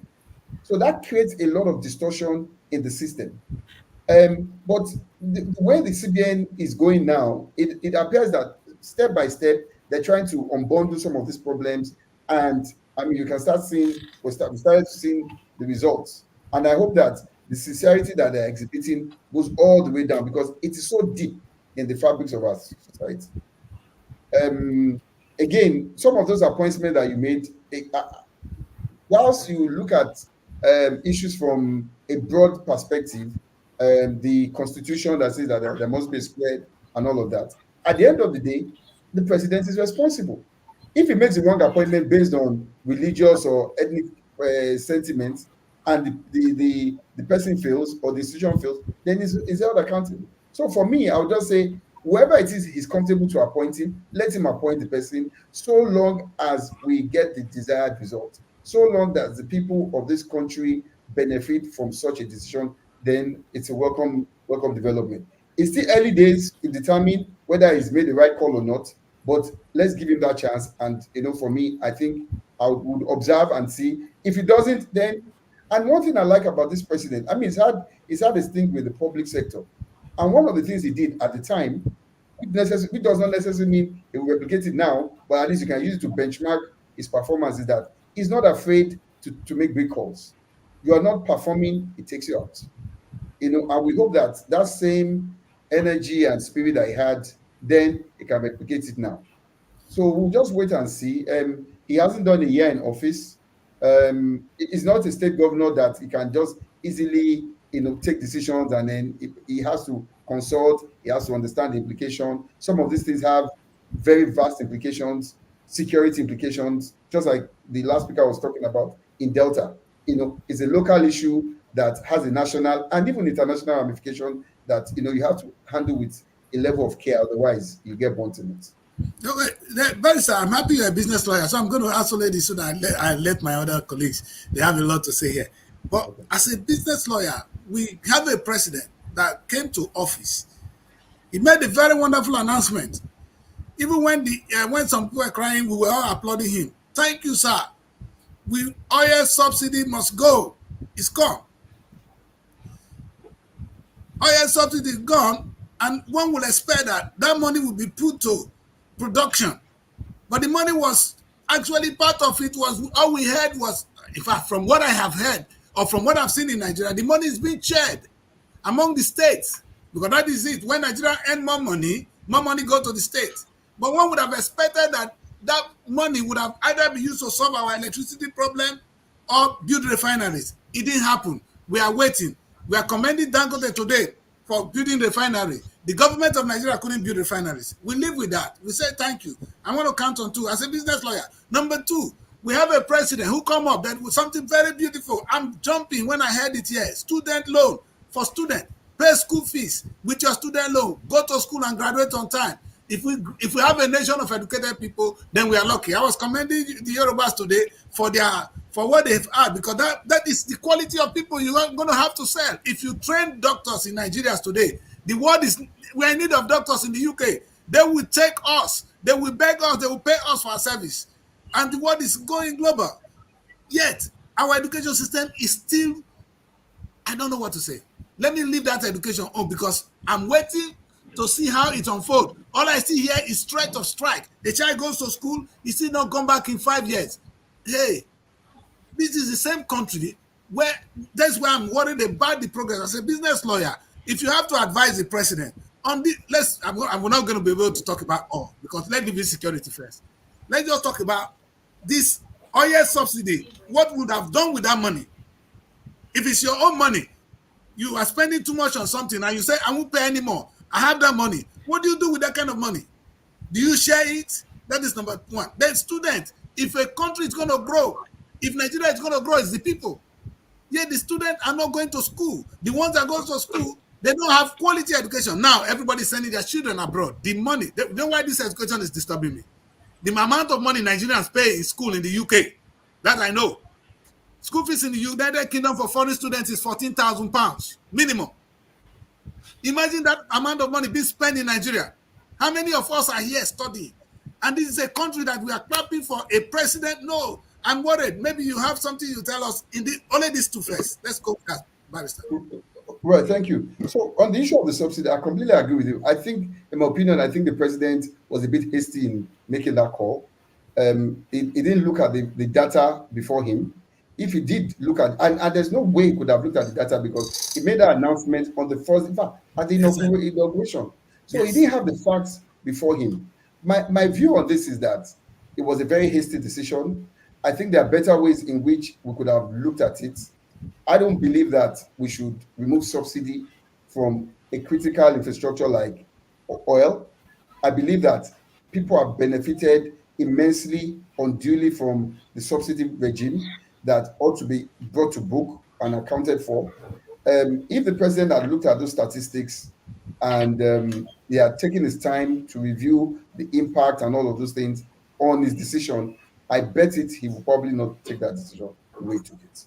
Because the direct correlation of that is that inflation just went haywire, it went berserk. So, for me,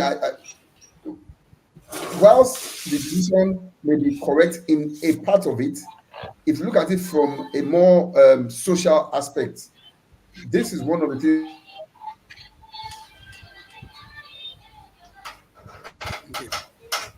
Really, I need Barrister so badly. I know some you. I know my meeting. business people We are have waiting for taken advantage of it, and the government, instead of tackling those people, has decided to pass on that risk to the citizens. So I think the president got that score wrong. Buy petrol now at what 600 plus, at least in Lagos. Some other parts of Nigeria it may be more expensive. So it's actually inflicting pain on the citizens. On the issue of the education, I completely agree with what the president is doing. There is no country that can run an education his educational system on the model that Nigeria is running it on. So take you for instance, a gentleman in the UK. If I ask you this question, your primary school, your secondary school, and possibly your universities were all subsidized education as a student. And here you are in the UK, contributing to the UK economy. The subsidy that is used to train you is the UK government that is benefiting from it. And I dare say there are millions of Nigerians that are benefiting in this manner. So the way the system was structured at the time has created a lot of problems for the country. So the educational system in Nigeria is subsidized. Now you talk about UK, a foreign student pays about 14,000. A domestic student pays about what, 4,000 5,000 pounds. Now, in Nigeria today, you don't have that. Accommodation, I don't know how much it is now, but when I was in school, it was, I think 19 naira or something like that. Very Yes, yes, ridiculous. But if we have a system that students pay for their education, especially at the tertiary level, yes. that they pay the commercial rates. Now, they don't have to pay it directly because they don't have that kind of money. And that's where the Yes. student loan issue comes in. Thank They you. take a loan from either the system the government has set up or directly from the government, and they pay over what at the age you finish university, yeah, your 20s at the most. You still have about 30 years to work. So that loan can be spread over that period, which is what is done in most places. And then you That's have what we do policy. here. Again, I'm not sure what is going on in the what the government has said. The pronouncement he made during the campaign and subsequently is in the right direction. I want to see a more robust approach into dealing with this situation, and not the Nigerian approach of giving grants where some people will then take advantage again and collect money, and then the desired recipients don't get the money. So we need to build a robust policy and system structure around the student loan in such a way that the students can take a loan, pay for the service, which is pay the university and all the other things. Universities in turn can pay the lecturers and their support staff, a wage that is commensurate with any other place in the world, because this is a global village. You have Nigerian Exactly. university and lecturers.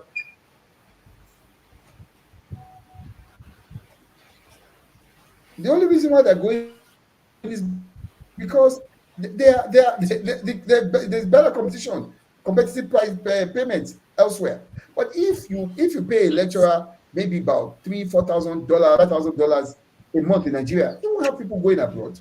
No way. They will And never. again, it's all about how we are structured as system. So for me, I want to see other people that are working on this piece, that the government can call on, that can help with the structuring of this student loan regime, that it will work. And then it changes the mentality of a self-entitlement mentality that many people have grown into really much more robust situation. A lot of people feel that going to the university is a right and they mustn't pay for it. But by the time you take a loan, you know that you're going to pay for it. You have to start asking Yes. yourself questions. Do I really want to go to the university? So I'm a lawyer, for instance. A lot of my colleagues are not practicing. You cannot go through 5 years of legal education in university, go to the law school, and then you come out and you don't practice. You don't find that anywhere else. But because university is cheap, law school is cheap, Yes. you finish, you have your certificate, and you're not doing anything with it. But when you have to pay a whole lot of money, then you know that you You must know, know that what you want to do is yes. I agree with you. It costs us a lot of money to train. I won't let my people talk because I love this barrister. I wanted to rub my minds with him. I'll let I know they have a lot of questions. I leave that to you.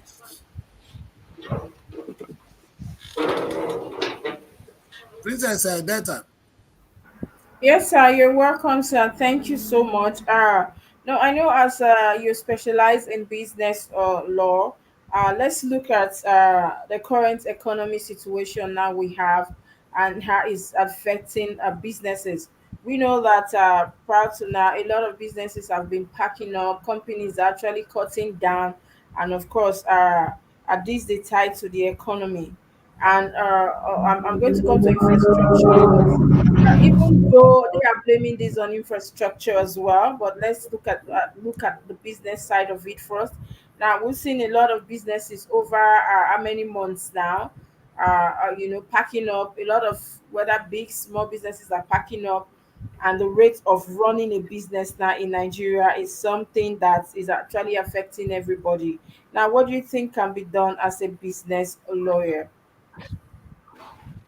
So I'll tell you, I have a very radical view sometimes to some of these issues, and maybe not a popular view as well. But you see, the most basic problem that we have from a business perspective, from my own perspective, is there's an issue of governance that businesses don't subscribe to. And I think that's a very, very basic problem that we have. Yes, there are issues around infrastructure, issues around economy and the rest of it. But a lot of businesses in Nigeria just run without direction, just run without any form of discipline. And that is where the problem is. Because if you have a good governance structure in place, the issues that you're confronted by as a business, you would immediately address them. And I'll tell you something. If you look at foreigners that do business in Nigeria, why is that? Reason is that they analyze. I'll give it very basic. There's a restaurant in Lagos.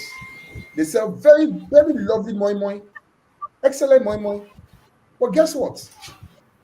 Every time I go there, 9 out of 10 times they don't have the moi moi is not ready, it's on fire. The staff there don't even show any form of. So there was a day I went and I asked the manager. I said, "Why is your moi moi not ready?" Then he said, "Okay, I should give him 5 minutes." He went in, came back, and gave me moi moi.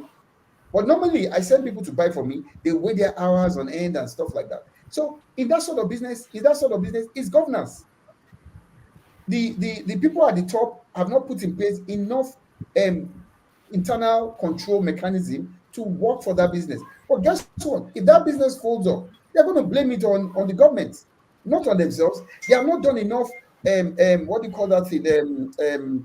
Analysis of their business. What time is lunch? When do people come for lunch? What time is this? What time? I worked in McDonald's when I was a student in the UK.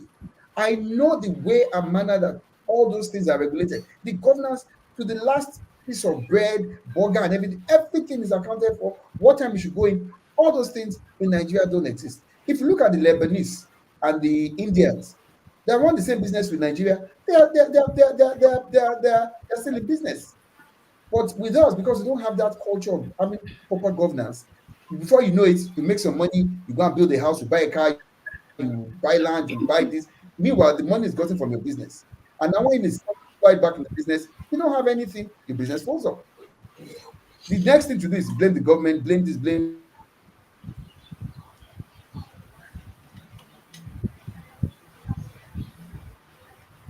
It's not Yeah. just in Nigeria, it's everywhere you have economic downturns. And you just have to. If I was in government, one of the things I'll be looking at critically is business governance. And once you can get the business governance right, then when those challenges, and challenges will come, as they do come in every jurisdiction in the world, you are ready and prepared to deal with those challenges. What happens to us is we don't have the reserve, we don't have the backup. A challenge comes, the slightest challenge, it knocks us out, we're out of business. So my view on this is that whilst all these challenges that we see are present, they are not enough to knock us out of business in Nigeria. Nigeria is a big market. It's a Huge. tremendously big market that if we put, sorry, No, one if with we you, sir. put in if we put in our heads together, we will, it's the economy. And again, another thing I need to say is that in my own opinion, I think the data that the government relies on is unrealistic. It doesn't depict the real size of our economy. The informal sector in our economy is too large that whatever happens in the informal sector easily torpedoes it.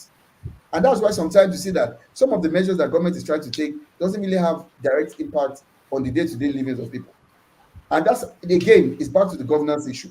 When you have this corporate affairs commission that is the regulator of businesses in Nigeria that does not have the purview of what is going on. I mean, the gentleman in London, if you go to Paddington Station, you see all sorts of businesses there, small businesses, go to King's Cross, small business, but all those businesses are captured in the books. So you know whatever input they are bringing into the economy and taking out of the economy. But in Nigeria, that doesn't exist. Go to Ladipo, go to all these places. Many of those businesses are not regulated. They just do whatever it is. The impact they have on the economy is not really felt in that sense in the formal sector. Yes. So it's important that we have proper governance. When we have proper governance, all the businesses are captured. Then we can know the size of our economy. I believe the size of the economy is lot bigger than what we're saying it is. You know, and once you get it wrong from your data, then the chances that you're going to get it wrong all throughout is very high. In fact, you will get it wrong. Okay, I don't know. barista. I know that. For instance, I tell you a story. On Saturday, I went for a burial ceremony, and I was supposed to go with my girlfriend and the husband. So when I got there, the husband was not there. I asked why, and they said the man is very sick. I like, but the other day he was fine. What happened? And I was told that he actually ordered 4 trucks of, they run a smith shop, building materials. He actually ordered 4 truck of Dangote cement. And as at the time he ordered for about 11,000 plus. And just at the time of arrival, the government now, had to reduce the policy, reducing cement now crashed to 8,000 something, 8,005. And now the man is now having BP, knowing fully where the difference between the 12,000 and the 8,500. And now these goods have been brought to him. He cannot refund, he cannot return either, and they cannot refund. And now he needs to run at loss for a while before maybe later in the future he can now, recover the money back. So these were some of the issues they were having. Now, how do people, as a business, as a somebody who actually specializes in business, so how can people actually, restructure their businesses to align with this present economy? We are seeing that a lot of people, sir, as it stands now, a lot of people. We can see that, for instance, if you go to the market, people are no longer buying noodles. I don't know about others, but that is the situation at the reports I'm getting here. People who usually did on, you have, because my auntie sells as well, a whole plaza only noodles. Now they tell you they don't order, they don't sell, because children actually they love noodles, but how can you buy a pack, just one pack for 500, or maybe the big one for 1,000 plus? And if you have 3 children, who is going to cope up with that? And so these are some of the issues. How do people now align, restructure their businesses ideas to make sure they align with the current economic situation, until just maybe later when we have a stable economy? So again, back to the point I made, you can't predict all the things that will happen to you in business. So what do? The gentleman you mentioned, when cement was maybe 5,000 and it jumped to 10,000 and he made a huge amount of money, what did he do? He probably went to buy land, he probably went to buy cars, gifted his wife. Maybe the jewelry she's using for that wedding was from the windfall that he had from the 5,000 to 10,000. Barrister. Now, when you have a where the price are volatile, what do you do? Again, it's back to what I said earlier. When you have proper governance in place, one, you start thinking of business insurance to hedge against those risks, because the risk, volatility in your business is a risk. Again, if you have been in business for a bit, you know that volatility is present. So how do you mitigate against that? We don't just do business, or we don't just do things for the sake of doing, because when there's a windfall, you know that, hey, it means that I have to hedge against the downside as well. So you prepare. So these are things that when your business is properly structured, you will identify that these are the issues that you face, and then you can take steps in mitigating against them. There's hedging, there's insurance, and those things are real. So petrol, for instance, you have people say, oh, okay, petrol was 300 naira, they moved to 500. When you start selling at 500, that margin, what happens to it? You put it in your pocket and you're happy, that you're smart. But when it goes on the other side of it, what happens? You complain. So to the gentleman that made money that has BP, when he made all those windfalls, what did he do with it? So again, volatility is a problem, is a risk.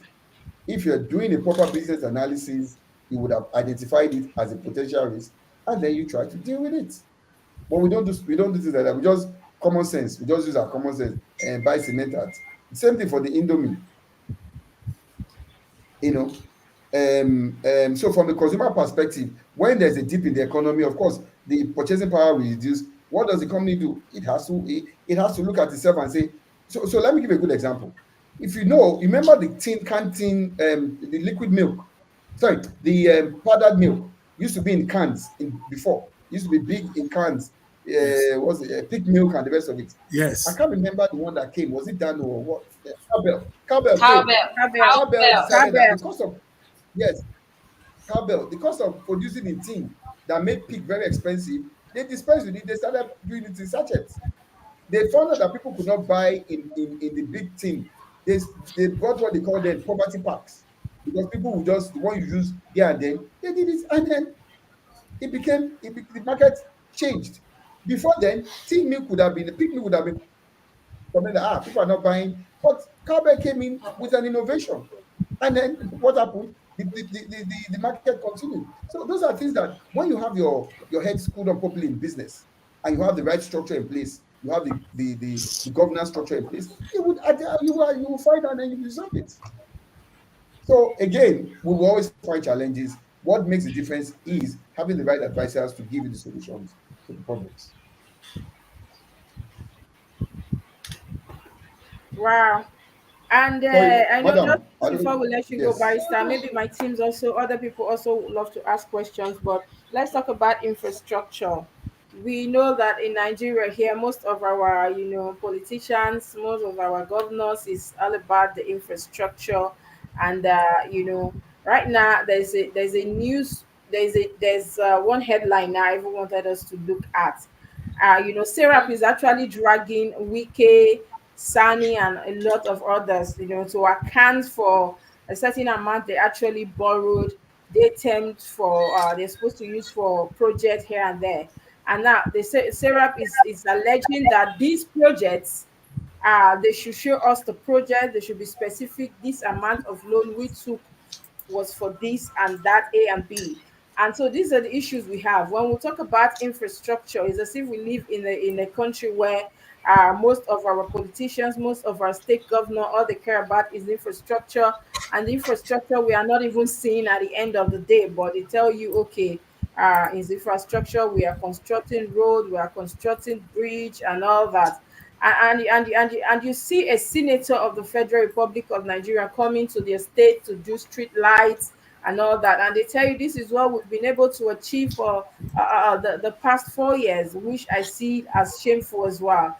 And so how can we, and know you are an expert in infrastructure, so how can we even move above that? And let's be sincere. When they say infrastructure, we're involved in this or that. At the end of the day, we're not even seeing the infrastructure. And but that is a word that we are familiar with in government.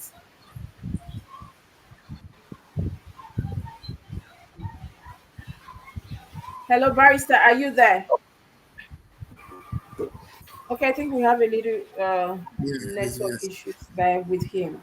I would have loved him to talk on infrastructure just before we let him go, because we're Yes. used to our governors, our politicians. The only thing we hear is infrastructure, the likes of Wike, infrastructure, and now Serap is alleging or asking or actually demanding for a certain amount. That's why I wanted us to look at the first newspaper. We have quite a lot there as well, where they actually dragging Sani, all of them to court. And the Kaduna State governor came out on a press briefing to say that Erufai did leave a lot of debt for him to pay.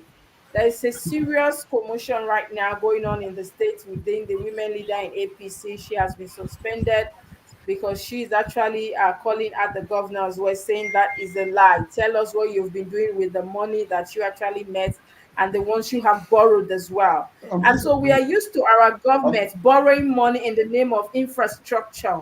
And at the end of the day, it's as if no empowerment, no wealth creation, and nothing aside infrastructure. And the only thing we hear in governance is infrastructure. And at the end of the day, 8 years when they leave office, nothing to write home about, maybe street lights. Maybe a portion of road that was done, and the next, when the rain come, what happened? It wash away the road, sir. I really want you to talk on infrastructure just before we let you go, sir. So sorry for the most part, my internet was disconnecting, but I think I get the gist of your question. So there are a couple of things that you need to look at. So one is the quality of the infrastructure, and the other is the quantity of the infrastructure, whether the pricing is right. Again, it goes back to the sincerity that I talked about, which is in high deficit. So a project that you're meant to deliver with 100 million naira, you are delivering with 1 billion naira. So what you've basically done is you've denied 900 million naira of other things that can be done. There's something you said that I picked, which I think I need to correct. So senators don't deliver street lights, even though they have what you call the constituency projects, which again I think is an aberration. But let's leave that for a moment. Let's look at the executive, because you mentioned the suit in court. I think it's good to hold public officials accountable, in terms of the pricing, in terms of the quality, in terms of the quantity. So asking them to come and give an account of what they have done is right. I know that Nigeria, the face of Nigeria, especially when it comes to road infrastructure, has changed tremendously. A lot of government officials or politicians tend to want to invest a lot in it because that's what people see in the immediate. So you go to your Delta State, for instance. I've not been to Delta State in a long while, but let's use an example. You go in there, the governor, he builds road, he dualizes the road, puts a flyover and all that and all that. People see it and they get excited. Oh, the governor is working. So again, it's a feel good factor that the politicians tend to give, so that it gives a semblance of achievement. But the question really is, at what quantity at what price are they delivering the quantity that they are delivering? So that becomes a big issue. And again, because of the way the system is here, you know that the pricing is very wrong. So the procurement, and that's what public procurement is very important in infrastructure and in any government expenditure. The public procurement issue is a major issue. And with public procurement, you look at the pricing, you look at the quality, which are the two main things you mentioned. The rainfalls, like Third Mainland Bridge, for instance. In the last 5 years, they've resurfaced Third Mainland Bridge maybe twice. They've done another one now, which I think is quality and is beautiful. And I think we need to commend the Minister of Works now. He's an engineer. He's brought in his cap into the ring, thrown his cap into the ring, and he's really tackling it. And so far, what we're seeing is phenomenal. And the last minister as well. The airport Oshodi road, the expressway, was built, and it was built to international standard, and you can see it when you plan that road. You can see it. So I think again, holding them accountable is the right thing, because once you can hold somebody accountable, then he knows that he's not an overlord. If you call Mr. Wike to come in and account for his stewardship in River State, the next governor would be mindful not Sit to up. tread that path. Yes, I Yes, agree. to sit up.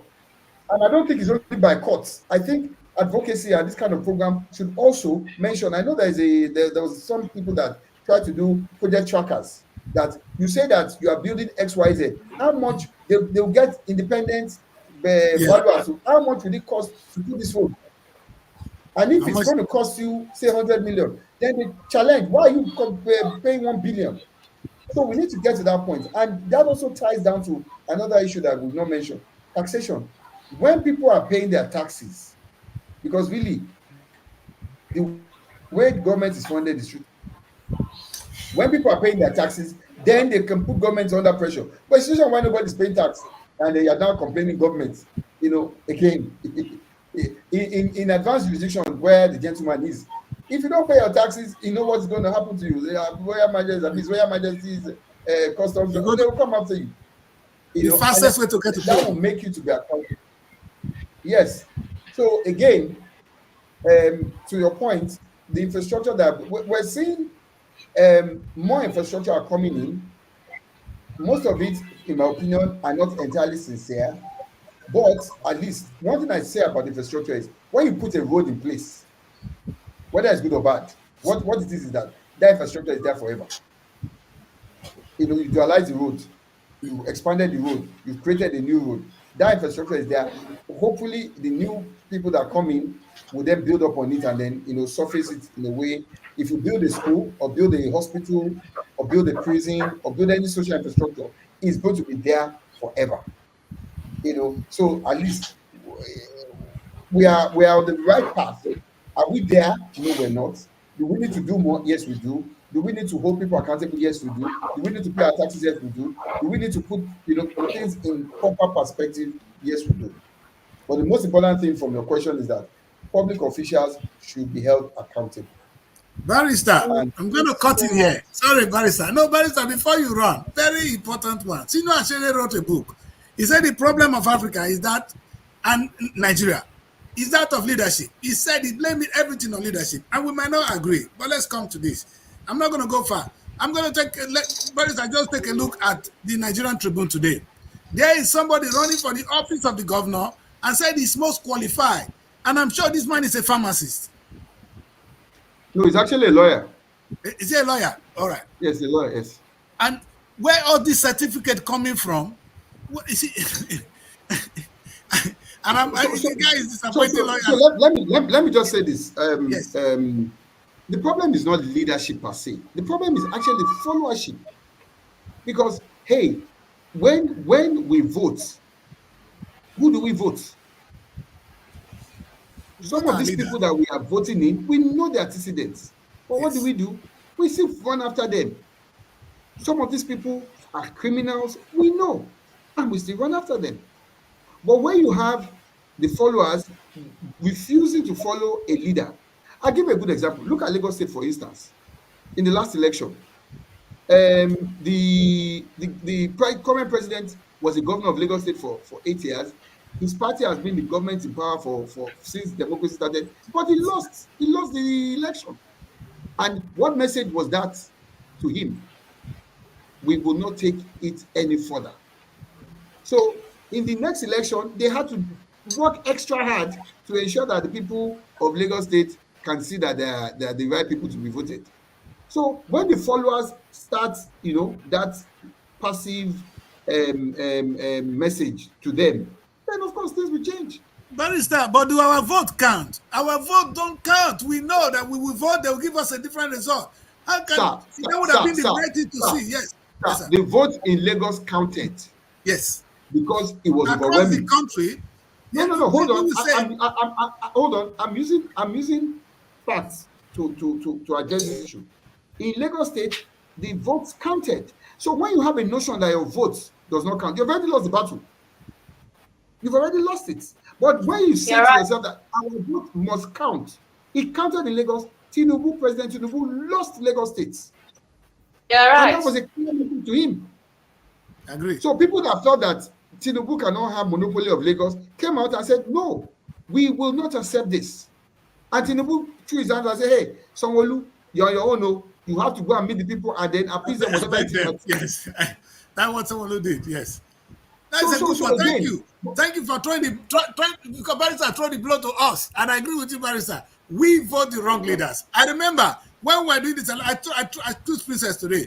They want to Uroboman, it's Uroboton. Uroboman is governor. We don't not directly the right person. Uroboman should be governor. It is time. He's the governor now. So it's not if this guy, if Obodiwadi were from another tribe today, and Delta State will be on fire. We say, oh, he's doing this because he's not an Uroboman. He's allowing Uroboman to die, but he's an Uroboman. You understand? So we're looking for, and we will not vote him out. Either it's beyond us, or because we choose to follow the wrong path, or because I want Uroboman to be governor. Yeah. In that case, how can I blame the governor, really? That's what Barrister has told us today.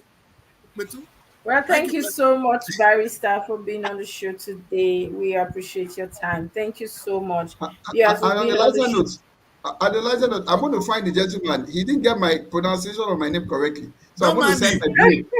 Please send it. Barrister, don't mind me. You know, we stayed this way too long. And you know what, Barrister, I must give Yoruba the credit. You know, you're the only tribe, the only race in Nigeria that will never answer an English name. So And we now everybody's now learning. And I want to thank you. I want to thank them for that. You understand? Be Thank you. proud. And Thank then you what I very want to much. say, I want to see Yoruba schools wearing Yoruba uniform. Let the kids Yes. start wearing Yoruba, that Bobato school. You know, Mm-hmm, it's more mm-hmm. beautiful than these English words we're wearing. People Yeah, will copy us. completely. You understand? Yes. Yes. Let us be proud of who we are. Yoruba, Olusegun Yes. Obasanjo, Bola Ahmed Tinubu. Mm, Now see no English there. Now mm, this people, now the Mm. other lady went come from Edo, so now they go answer good luck Jonathan. Two name Oyibo. Where you come yeah. from? Yeah. Eh? Yeah. Yeah. God save us. Thank Thank you you very very much. much. I would Thank like you. to pronounce your Thank name. you. Thank you so much for joining us today. Viewers, we've been on the show with Kayode Fabumi. He is a lawyer and, of course, infrastructure expert. Thank you so much. We hope to have you next time. Thank you so much, sir, for your Thank you. time. Okay, it has been a fun morning, but just before we go as well, um, there are a lot of news I really wanted us to speak on, but because of time, we won't be able to get to them, which is very painful right now because I needed to blast some of these politicians. But I'll leave us with some of just before we go, Abuja, can we go through the first news? I just want us to see the page. There's really a capture there I want us to speak on just before we close the show. Okay, the first news. Princess, sorry, I know you are running, Princess. We're almost done, right? She had no choice. The first news, the big headline says, Yes. this message, our leaders look like men in drunken stupor, says Bishop Kuka. Then we have the selfless Obasanjo urges Nigerian leaders. We also have Pope Francis advocates for global peace in Easter message. Another story on the first news says palliative not solution, says Governor Diri, economic hardship. First news editor thanks all. Your outcries saved my life. Another news says social critic. Very dark man released from police detention after 9 days. What did you go do Then there? sports desk.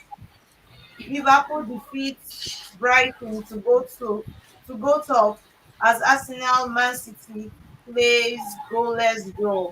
EPL. Then we also have NDLEA apprehends woman attempting smuggle cannabis to Qatar. Then finally, the last story on the first news is El-Rufai Sani Rift. Lookman urges APC intervention. That's all the stories on the first news paper this morning. Okay, so there's one headline there I really want us. I know that Kuka has been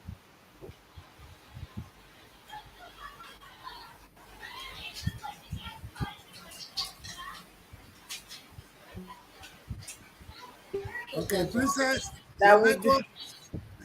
Yes, somebody is trying to call my line.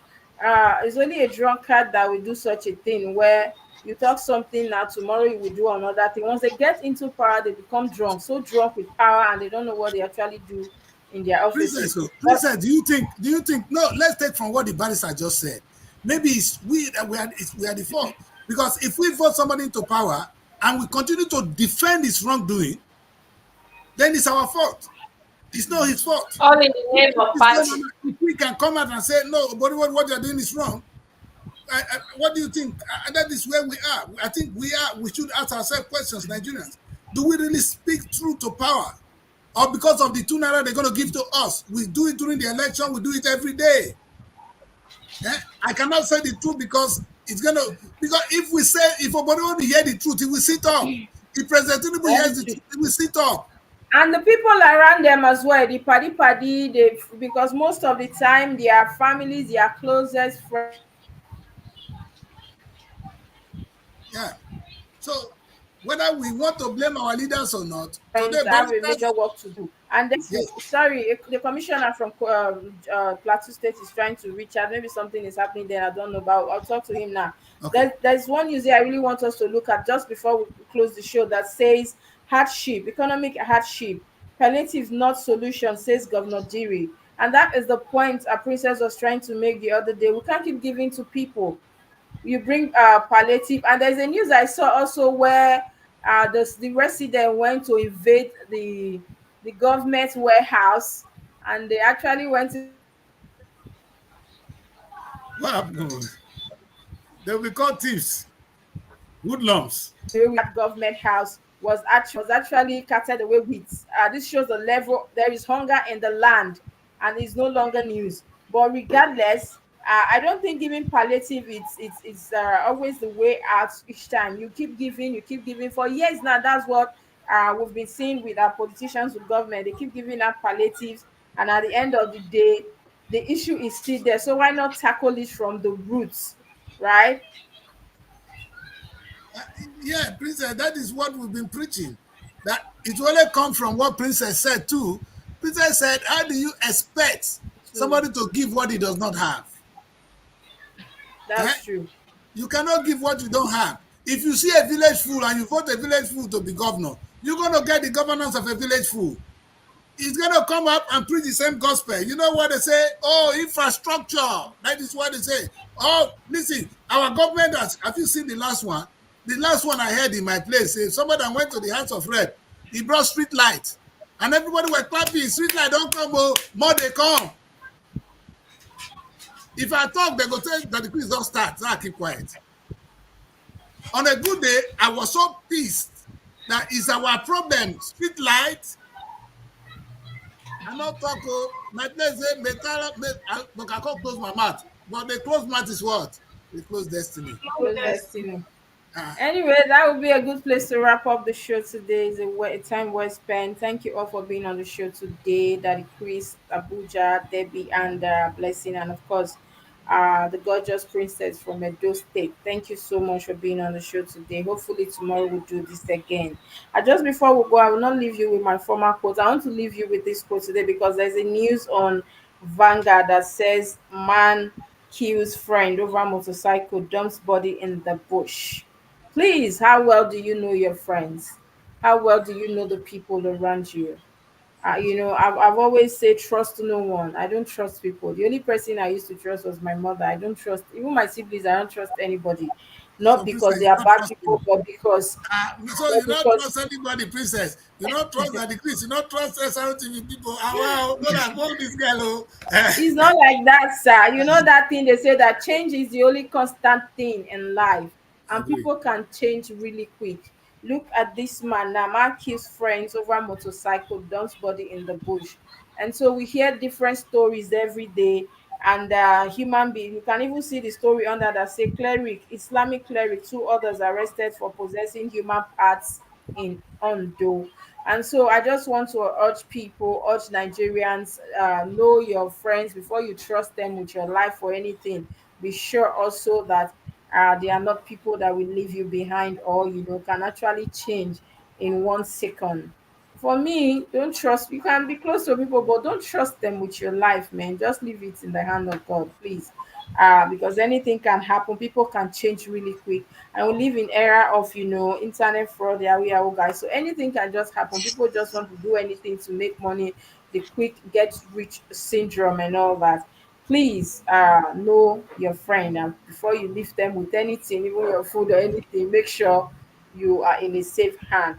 That would be a good place to wrap up the show. Thank you so much. Do you want to follow us on our social media handles? Follow us on Twitter, Facebook, Instagram, and of course YouTube. Subscribe to our page and hit the notification bell. Leave us with your comments. We'll love to hear from you. And don't forget, the Nigerian Week London is fast approaching. And of course, the SRTV Talent Hunt in Edo preparations are in top gear. Do well to leave us with your comments, with your thoughts, and of course, we'll get back to you as well. Go have yourself a very beautiful day. See you again tomorrow. Ooh la la, ooh la la, ooh, ooh la la, the second edition of the Nigerian Week London 2024 is here. It's another blend of arts and culture, entertainment, business, and networking activities. A week-long extravaganza showcasing the best of Nigerian music, dance, craft, fashion, and businesses. Taking place at the prestigious Lighthouse Theatre, 262-274 Camberwell Road, London, SE5 or AY. Date 22nd to 28 July.